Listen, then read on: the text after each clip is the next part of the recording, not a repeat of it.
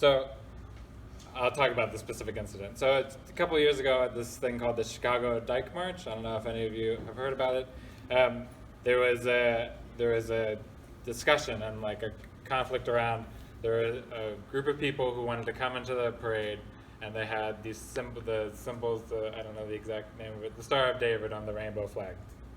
And they had talked to the organizers of this march, and it became clear that they were creating something of a conflict by saying that they don't want us in this march because we're Jews, and this is, anti-Semitic and all the rest of it. Where in reality they'd had a long conversation with the organizers of the march, and it was more about trying to use this symbol as a way to like stifle the goals of the march, which was explicitly anti-imperialist, anti-colonialism, and anti-Zionist. And so the reason why this is important to the discussion is because it's this sort of like liberal, trying to use liberal democratic values to like circumvent and disguise and try to paint topics as anti-Semitic when in reality it's more about people being anti-Zionist.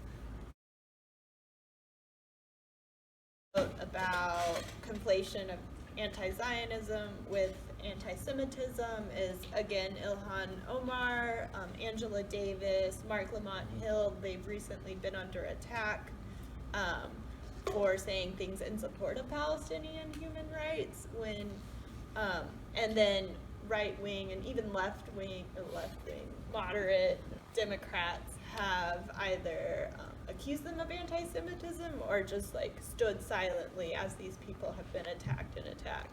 And it's interesting because these people some of them are Muslim, but all of them are Black as well. So we're seeing like really vulnerable people taking the hit for all of these accusations of anti-Semitism. So like these people are dope and are like showing up for Palestinians, and they're really being targeted. So we have to like keep on the other side proactively building Black Palestinian solidarity.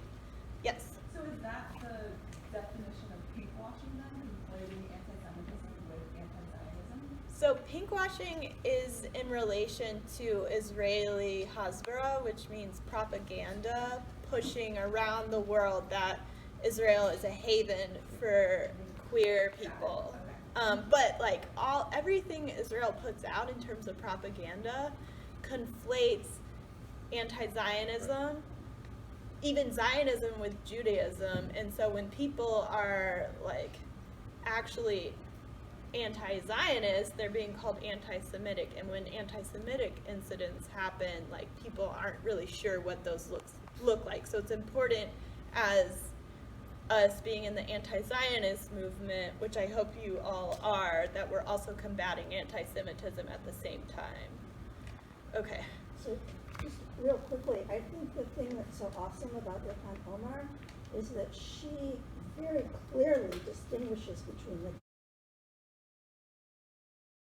So I have like some actual basic instructions to give so that we're not like floating into that territory, because we're definitely not wanting to do that, but we want to make sure we're never getting into that area. So equating all Jews with Zionism or all Jews with Israel.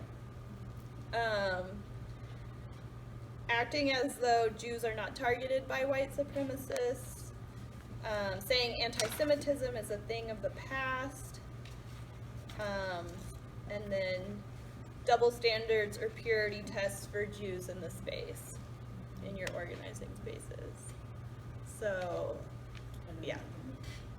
I'm not sure what that means. So, like, if there's Jews in the space, we can't assume that they're also Zionists, so we're not asking them to prove that they're not Zionists by default.